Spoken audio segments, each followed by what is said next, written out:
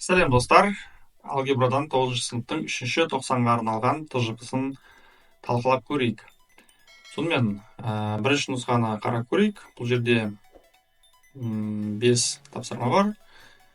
Ал ендеше бастайық. Бірінші есеп. Сол және оң бағандар арасында сәйкестікті орнатыңыз. Сол бағанда біздер мынандай екі бұрыш берілген, 200 градус және радианда 48 пи бөлінген 9.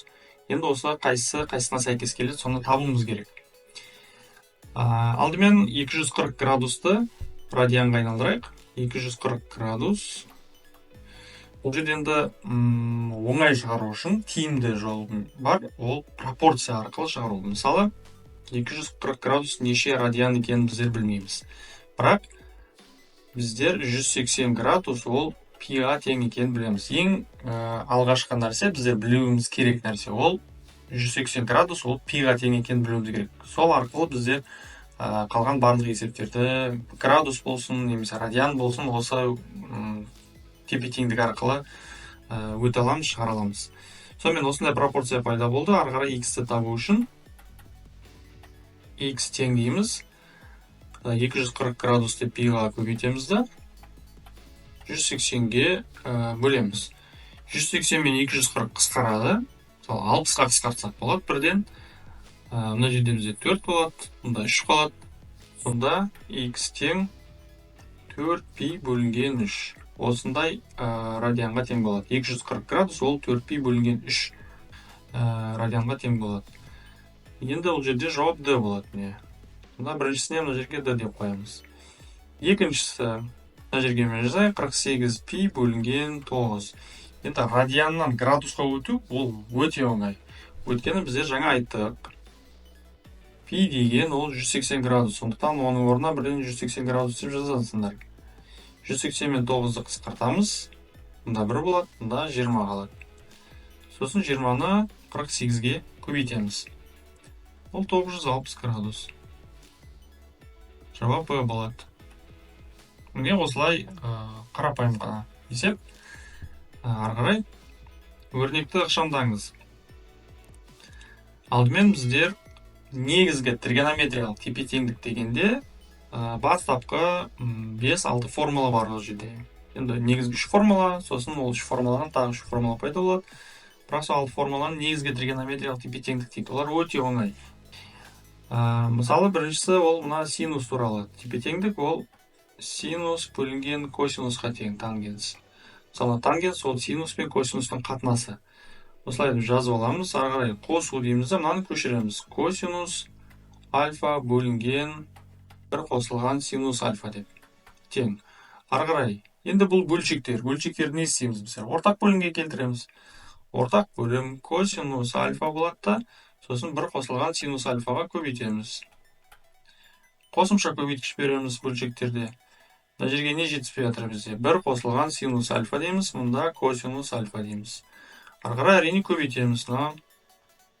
Қосымша көбейткіштерді синус альфа деп жазамыз, сосын бір қосылған синус альфаны жақшаның ішіне жазамыз. Ары қарай қосу, енді косинус пен косинусты көбейтсек, ол косинус квадрат. Тең, жақшаны ашамыз, синус альфаны бірге көбейтеміз, ол синус альфа болады. Қосылған синус альфаны синус альфаға көбейтсек, ол синус альфа квадрат. Қосылған косинус квадрат альфаны көшіріп аламыз. Бөлінген. Енді мына жерде жақшаны ашпаймыз, деген істемейміз. Жай ғана бөлімде көшіріп аламыз. Сосын біздер жаңа айтылған тепе-теңдіктердің ең алғашқы формуласы ол синус квадрат қосылған косинус квадрат. Осыны еске түсіруіміз керек. Ол 1-ге тең. 1-ге тең болатын болса, алымында синус альфа қосылған 1 болады да, ал бөлімінде солай көшіреміз. Косинус альфа 1 қосылған синус альфа деп. Енді ары қарай өздерің түсінген шығарсыңдар, Мына екеуі қысқарады. Алымында 1 қалады, сонымен 1 бөлінген косинус альфа болады жауап. Осылай өрнекті ықшамдаймыз. Келесі есеп. Бұрышты анықтайтын радиус бір шеңбердің нүктесін өтеді. B нүктесі. Андай координаттарға -1 + 3 бөлінген 2 және 2-ден 1 дейді. Енді синус альфа, косинус альфа, тангенс альфа мәнін жазыңыз дейді. Бұл жерде мынандай мен шеңбер дайындап қойдым. Мына x-тің мәні, мына y-тің мәні. Түбірасты 3 ол шамамен 1,7-ге тең. Оны біздер 2-ге бөлетін болсақ, мына жерде ол 0,8-ге тең болады. Минус болса, әрине мына жерде минус болады. Минус 0,8. Ал 2-ден 1 ол 2-ден 1. 0,5 деп енді ондық бөлшектерінде жасап болады. Ал 0,8, мысалы мынау ол бірлік шеңбер. Минус 1, минус 1-ге тең. X бойынша минус 0,8-ге тең ғой енді мынау. Минус түбірасты 3 бөлінген 2. Сондықтан оны алатын болсақ, шамамен мына нүктеде болады ол, иә. Сосын ол x бойынша, y бойынша 2-ден 1 ол 0,5, 1-дің жартысы, ол мына жерде болады шамамен. Енді осы координаттарды біздер қазір жалғасақ, мына жерден былай ол мына жердегі нүкте болады. Сосын бізде мынандай бір үшбұрыш пайда болады, иә. Енді былай шыққан кезде оңай жаттау үшін синус ол неме y-ге тең болады. Синус альфа дейміз да, ол y-ге тең болады. Косинус альфа x-ге тең болады. Осылай оңай жаттап алсаңдар да болады. Немесе мына үшбұрышты салып, қарсы жатқан альфа бұрышы болатын болса, оған қарсы жатқан катет, тікбұрыш үшбұрыш пайда болды, қарсы жатқан катет ол синус болады, ал іргелес жатқан катет ол косинус болады. Енді олай қиын десеңдер жаттаулыға, онда былай координаттар арқылы жатталсаңдар болады. Y ол неміз синус болады да, ал x ол косинус болады. Ал тангенсті табу үшін енді ол синус пен косинустың қатынасы. Ал енді синус ол y дедік қой, ал косинус ол x. Не осылай болады. Сонда синусымыз нешеге тең екен? Синус альфа ол 2-ден 1 болады. Косинус альфа минус түбірасты 3 бөлінген 2 болады. Ал тангенс альфа енді осы 2 санның қатынасы. Синус пен косинустың. Онда 2-ден 1-ді минус түбірасты 3 бөлінген 2-ге қысқартамыз. Енді 2-лер қысқарып кетеді. Не қалды бізде? Минус қалады, 1 қалады, түбірасты 3 қалады. Сонда тангенс ол минус түбірасты 3-тен 1. Немесе иррационалдықтан құтылу деген бар бізде, иә. Иррационалдықтан құтылуымыз келсе, онда алынымды бөлімінде түбірасты 3-ге көбейтеміз. Сонда минус түбірасты 3 бөлінген 3 дейміз. Өйткені түбірасты 3-ге көбейтсеңдер, ол түбірасты 3-тің квадраты ол жай 3-ті береді. Міне осылай достар. Келесі өрнекті ықшамдаңыз дейді. Ал мен бірінші амал ол мына жақша болады. Косинус альфа 1 қосылған синус альфаға бөлеміз. Сосын косинус альфа 1 азайтылған синус альфа. Осын шығарып алайық. Ортақ бөлімге келтіреміз. Тағы да бөлшектер. Бөлшектер болғандықтан ортақ бөлім келтіреміз. 1 қосылған синус альфа 1 азайтылған синус альфа. Қосымша көбейткіш береміз.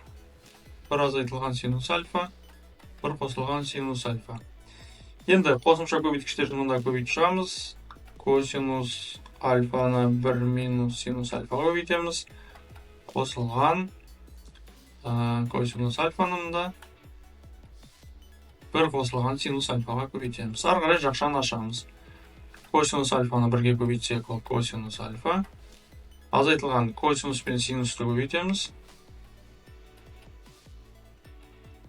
Қосылған косинусты 1-ге көбейтеміз. Сосын косинусты синусқа көбейтеміз тағы да. Ал бөлімінде бұл қысқаша көбейту формуласы. Квадраттардың алымы а қосу б, а минус б деп айтамыз ғой. 1-дің квадраты азайтылған синус квадрат альфа тең. Енді мына жерде байқасаңдар, мына 2 өрнек бізде жойылады. Минус 1-де плюс, сондықтан олар жойылады. Қалды косинус пен косинустың қосындысы, ол 2 косинус альфаны береді. Ал мына жерде біздер алғашқы тригонометриялық, негізгі тригонометриялық тепе-теңдіктердің ең алғашқы формуласын еске түсіруіміз керек. Ол жерде синус квадрат қосылған косинус квадрат тең 1 деген тепе теңдік бар. Ол жерден біздер косинус квадратты шығарып алатын болсақ, ол 1 азайтылған синус квадрат қой. Сонда мына 1 азайтылған синус квадрат ол косинус квадратпен ауыстырсақ болады екен. Міне косинустар қысқарады, сонда 2 бөлінген косинус альфа қалады. Бұл жақша бізде. Енді оны мына синус 2 альфаға көбейтеміз. Енді бірден мына жерде жазып кетейік. Синус 2 альфа, яғни синустың 2 еселенген бұрышы формуласы, ол былай көбейткіштерге жіктеліп жазылады. 2 синус альфа, косинус альфа деп. Бұл формула, 2 еселенген бұрыштың формуласы. Формула. Сонда жақшада бізде 2 бөлінген косинус альфа пайда болды. Көбейтеміз синус 2 альфаға, оны біздер айттық, мына формула арқылы жазамыз едік. 2 синус альфа, косинус альфа. Тағы да косинус альфа мен косинус альфа қысқарады, сонда 2 мен 2-ні көбейтсек 4, және көбейтілген синус альфа. Міне достар, жауап осылай болады. Өрнекті ықшамдаған кезде осындай жауап болады. Сонымен достар, келесі есеп өрнекті ықшамдаңыз. Бұл өрнекті ықшамдау үшін біздер келтіру формуласы деген тақырып бар, соны білуіміз керек. Енді бұл жерде қазір тақырыпты толығымен ашып тұрмаймыз. Мынандай бір шағын ережені қазір еске түсіріп алайық. Мысалы, ол жерде біздер мына жақшаның ішіндегі радианға, градусқа назар аударуымыз керек.